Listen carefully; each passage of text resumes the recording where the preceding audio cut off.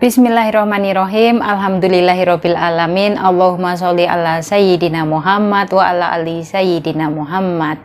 Assalamualaikum warahmatullahi wabarakatuh. Halo teman-teman, jumpa lagi bersama Asih Ngawi.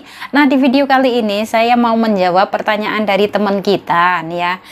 Pertanyaannya cukup simpel nih mbaknya kalau tanya.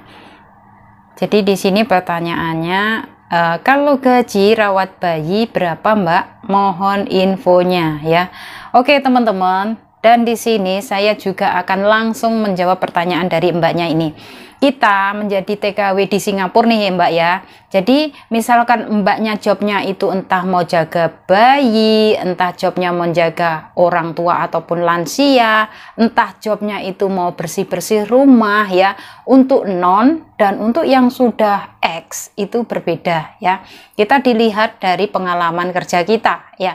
Misalkan mbaknya ini non, tapi di Indonesia mungkin mbaknya sudah punya pengalaman, bahkan sudah menikah dan punya anak, itu pasti sang majikan bakalan berpikir ya, nggak mungkin majikan akan ngasih 550, itu pasti akan dikasih ya mungkin 580 atau bahkan $600 kayak gitu. Oke. So mungkin untuk yang sudah berpengalaman, sudah ex Singapura mungkin 6 tahun atau mungkin ex Singapurnya 4 tahun kayak gitu, bisa gajinya 700 atau bahkan $750 ya. Karena di sini kalau kalian itu mau kerja ke Singapura tapi harus lewat PT dulu ya. Jadi kayak gitu kan, di sini yang namanya PT nggak mungkin toh ngasih gaji kita itu sama. Mungkin yang di PT sana gajinya standarnya cuma 550, di gaji yang sini di PT yang ini ngasih gajinya mungkin 580, di PT yang sini ngasih gaji 600 ya. Jadi di sini misalkan buat mbak nih ya yang mau pertama kali datang ke Singapura, nanti tolong ditanyakan saat interview ya. Jadi misalkan nih gaji 550 ini sudah termasuk uang libur apa belum? Tolong ditanyakan ya. Terus nanti ditanyakan juga saya dapat libur apa enggak? Karena di sini yang masih baru-baru nih ya mbak ya, teman kita nih kasihan banget. Sebenarnya saya merasa kasihan karena apa? Di Singapura nih sudah ada yang namanya peraturan baru ya. Untuk semua mbak TKW yang kerja di Singapura itu wajib dikasih libur. Meskipun hanya sebulan sekali, tapi masih ada aja yang nggak ada libur. Kasihan. Saya itu benar-benar yang namanya ya Allah sedih banget mbak. Kan kemarin saya itu ceritanya ke City Plaza, ketemu dengan mbak Indonesia. Itu kita mau jalan bareng ke City Plaza kayak gitu. Jadi kita kan satu bus, di situ satu bus kita naik. Terus saya tanya karena di situ mbaknya HP-nya rusak, error ya. Jadi mau diperbaiki ke City Plaza dan mbaknya ngomong sempet tanya ke saya, "Mbak tahu nggak gimana cara mereset HP ini?" Loh, kalau di reset nanti semuanya hilang, data-data di dalam HP itu bisa hilang, Mbak. No. Nggak apa-apa karena daripada ini nggak bisa. Terus gimana? Coba sampean pikir-pikir dulu mbak kayak gitu. Terus akhirnya saya kan dari situ tanya, mbaknya ini baru ya, baru datang ke Singapura dan pertama kali ya? Iya mbak, saya baru pertama kali datang ke Singapura. Terus akhirnya dari situ saya kan tanya sama mbaknya dapat majikan apa? Majikan saya orang Indonesia mbak, Cina Indonesia, tapi alhamdulillah baik, saya boleh sholat. Terus gaji berapa mbak? 550 tapi nggak ada libur mbak. Nggak ada libur? Enggak mbak. Misalkan kalau saya mau ambil libur itu dipotong mbak. Ya Allah, kok sampai segitunya? Padahal 550 itu seharusnya cuman gaji pokok, belum termasuk uang libur. Wah. Terus akhirnya ya mbaknya sabar ya mbak ya. Kenapa mbak? Ya kalau kepengen libur harus dipotong kan. Jadi di sini buat teman-teman semuanya, kalian harus ngerti lah ya. Jangan sampai kalian pokoknya asal tanda tangan, asal mau tanda tangan kayak gitu. Jangan. Kalian harus tanya. Misalkan ini namanya Siti ya. Di sini gaji kamu 600 kayak gitu. Terus tanya, ini gaji 600 ini sudah ada libur apa belum? Kayak gitu. Maksudnya nanti saya dapat liburan apa enggak? Maksudnya di sini saya dapat off day apa enggak? Kayak gitu. Wajib ditanyakan ya, Mbak. Jadi di sini misalkan kalian itu capek, Kalian itu ada jam istirahatnya di saat kalian libur, di saat kalian off day ya. Karena kerja di Singapura nih teman-teman, untuk yang masih pemula ya, kerjanya itu benar-benar kita itu harus fokus. Kita harus benar-benar fokus dalam bekerja. Maksudnya majikan juga kepengen ngasih kita pekerjaan itu agar kita itu cepat tanggap. Kadang kan ada nih pembantu dari Indonesia ya, ataupun mbak TKW dari Indonesia yang datang ke Singapura nih, pertama kali kerja ke Singapura itu memang sering lupa ya. Karena apa? Ya itu tadi saya juga paham, yang namanya kita ini kan punya banyak pikiran, mikirnya nggak cuman hanya soal pekerjaan, tapi juga mikir keluarga yang ada di Indonesia. Kita pasti juga kangen, apalagi yang masih baru-baru nih ya.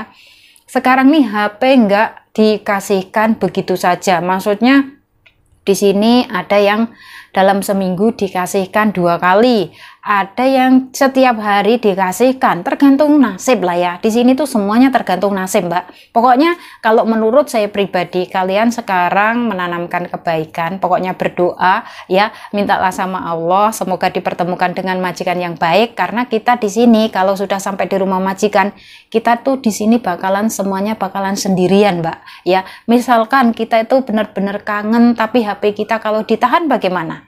Iya toh. Jadi di sini mumpung kalian masih ada di Indonesia, kalian itu menanam kebaikan ya, kalian berdoa, sholat lah ya.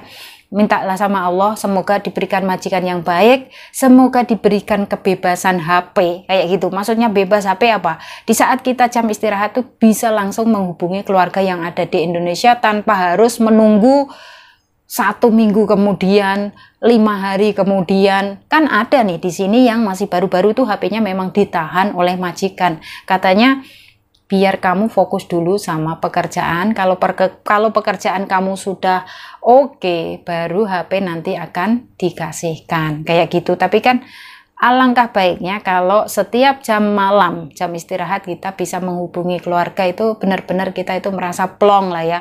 Karena kita kan di sini punya keluarga, kita jauh dari keluarga, kita butuh komunikasi, kita kepengen tahu. Masa jam istirahat dari seharian pagi sampai malam kita kerja, terus waktu kita istirahat kita nggak bisa menghubungi keluarga, kan sedih. Ya, saya juga bisa merasakannya karena saya pernah melaluinya. Dalam 2 tahun pertama saya itu nggak ada HP teman-teman, nggak ada HP, nggak ada liburan ya. Tapi alhamdulillah saya bisa melaluinya. Karena apa? Waktu itu kan saya kan benar-benar yang namanya utun ya, masih benar-benar polos ya. Saya masih nurut banget.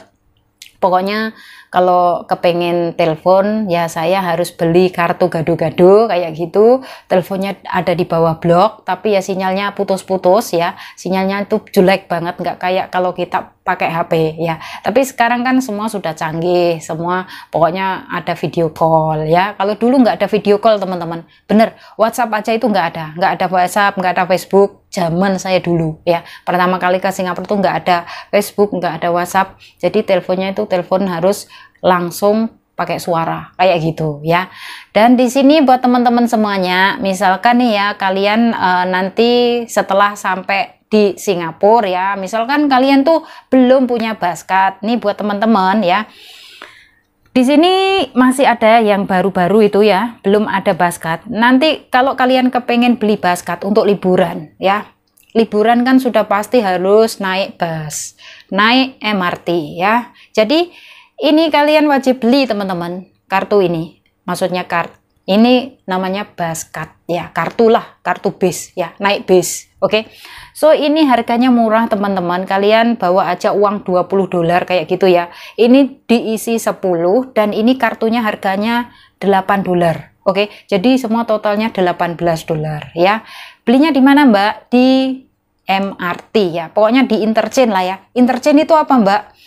Ya pokoknya terminal bis kayak gitu. Kalau di Indonesia ngomongnya terminal bis, kalau di sini ngomongnya di interchange bus ya. Jadi di sini kalian nanti ya mungkin lah ada lah ya, kalian kalau mungkin kalian sendirian kayak gitu, pasti kalau kalian keluar dari rumah bakalan ketemu Mbak Indonesia atau ketemu siapalah ya kayak gitu. Kalian ngomong, "Mbak, saya nanti mau beli basket, boleh dianterin?" Ya kayak gitu, basket, ngomongnya basket ya. Boleh minta ditolong dianterin, atau mungkin kan belum bisa ngomong. Itu yang petugas baskatnya nih teman-teman itu bisa ngomong bahasa Melayu ya. Karena yang saya jumpai itu kebanyakan yang jaga nih orang Melayu ya. Jadi ngomongnya bahasa Melayu juga bisa. Mungkin kalian bisa ngomong bahasa Melayu ya. Sedikit-sedikit campur bahasa Indonesia bisa. Paham kok ya. Jadi di sini kalian nanti harus bawa ini. Tapi keluar dari rumahnya bagaimana Mbak? Naik bis. Kalau naik bis itu teman-teman kalian bisa bayarnya pakai koin ya. Terus mungkin kalau di rumahku naik bis jauh Mbak, harus naik MRT, terus kalau nggak punya kartu gimana? Minta tolong sama majikan untuk dibelikan basket dulu. Tapi di sini ada juga nih ya teman-teman, majikan yang nggak mau tahu atau misalkan masa bodoh sama pembantunya, itu yang bikin kita susah. Masa dimintai tolong nggak mau ya, kayak gitu ya. Tapi harus bagaimana lagi ya, cari jalan ataupun kalian bisa minta tolong sama teman ya, mungkin yang ada kenalan kayak gitu, minta tolong untuk dibelikan basket kayak gitu, minta tolong lah ya. Pokoknya ya memang seperti itu teman-teman. Di Singapura nih kalau naik bus, naik MRT harus pakai kartu. Kita harus ngetapnya pakai kartu ya. Kita kalau pakai uang cash itu nggak bisa. Naik MRT di sini pakainya kartu. Oke, so semoga saja di sini sharing dari saya ini bisa bermanfaat ya. Pokoknya jangan lupa kalian nanti misalkan kepengen beli makanan apa saja itu di City Plaza itu banyak banget. Kepengen kirim uang di City Plaza juga banyak banget jasa-jasa pengiriman uang. Tapi di sini buat teman-teman misalkan kepengen ngirim barang ya kayak gitu bisa lewat pos TKI ya. Karena di sini saya selalu menggunakan jasa kirim barang itu selalu pakainya pos TKI ya. Kemarin saya juga habis ambil box pos TKI teman-teman, tapi saya masih pikir-pikir lagi karena apa ya, kalau saya kirimkan sekarang nanti baju-baju saya itu bisa dimakan sama tikus ya, karena ya saya mikirnya sayang banget, nanti aja lah kalau sudah ngumpul banyak aja, ini dikumpulin aja biar boxnya di sini aja. Ini boxnya ada di samping saya teman-teman, makanya saya begini-begini kan ngelihatin box ya, boxnya pos TKI ini. Jadi di sini buat teman-teman semuanya, kalian nanti pokoknya jangan lupa menabung ya, itu penting biar kalian nggak bolak-balik, biar kalian nggak lama-lama di Singapura. Lah kenapa Mbak saya bisa lama-lama di Singapura? Ya karena saya masih butuh teman-teman ya. Ya namanya orang tuh teman-teman ya, kita punya kebutuhan itu yang berbeda-beda ya, kebutuhan kita pasti nggak sama. Ada yang mungkin kepengen bikin rumah belum kesampaian, itu pasti akan berpikir ya nggak apa-apa lah kerja jadi TKW. Toh jadi TKW ini juga halal teman-teman, kalian jangan merasa malu atau minder lah ya.